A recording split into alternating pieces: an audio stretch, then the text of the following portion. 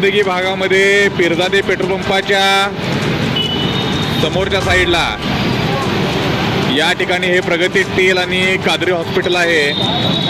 लोकांचे असे हाल होत आहेत। हे या ठिकाणी कादरी हॉस्पिटलच्या बाजूने एक पावसाळी नाला होता, तो बुजवल्यामुळे ही अशी परिस्थिती उद्भवलेली आहे। लोकांचे हाल होत आहेत। पावसाळ्यामध्ये दरवर्षी हे हाल होत असल्यामुळे प्रशासनाने यावर तोडगा काढावा आणि लवकरात लवकर इथला जो पावसाळी नाला होता तो पावसाळी नाला पूर्ववत करावा, जेणेकरून नागरिकांचे हाल होणार नाहीत। धन्यवाद। आमच्या नवनवीन व्हिडिओसाठी लाईक, शेअर आणि सबस्क्राईब करा।